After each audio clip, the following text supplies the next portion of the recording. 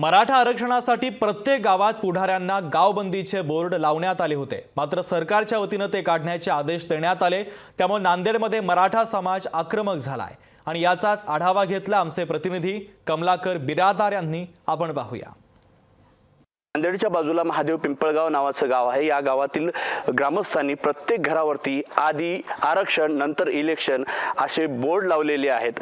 आपल्यासोबत त्यांच्याशी आपण चर्चा करणार आहोत। दादा, काय सांगाल की तुम्ही तुमच्या घराच्या वरती बोर्ड लावलेले आहेत? नक्कीच बोर्ड यासाठी लावलेले आहेत। मराठा समाज गेल्या 7 महिन्यापासून 7-8 महिन्यापासून सन्माननीय या महाराष्ट्राचे संघर्ष योद्धा मनोज पाटील जरांगे हे वेगवेगळ्या प्रकारचे उपोषण करून आंदोलन करून सरकारने जे काही लबाड लाताड करून आम्हाला आरक्षण दिलेलं आहे ते आरक्षण टिकणारं नसेल आणि येणाऱ्या काळामध्ये जर आपल्याला निवडणुका घ्यायच्या असतील तर पहिले आम्हाला टिकणारं आरक्षण द्या आणि नंतरच निवडणुका घ्या।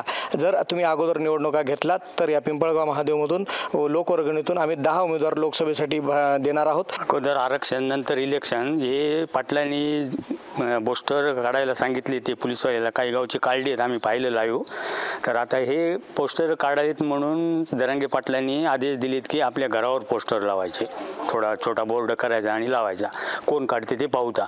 घरावर तर लावलेत, आम्ही आमच्या फाट्यावर सुद्धा मध्ये सुद्धा एंट्री करू देणार एवढं आमचं चॅलेंज आहे। जरांगे पाटलांनी जे आम्हाला बोर्ड लावायचं हे केलेत, आम्ही आमच्या घरी बोर्ड लावलेत, ही आमची स्वतःची मालकीची आहे।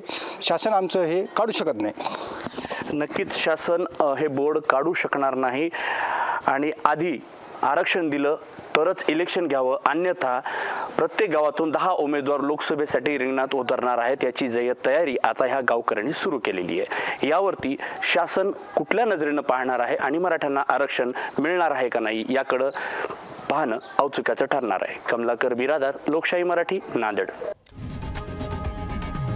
लोकशाही मराठी ऐका, पहा, जागरूक रहा।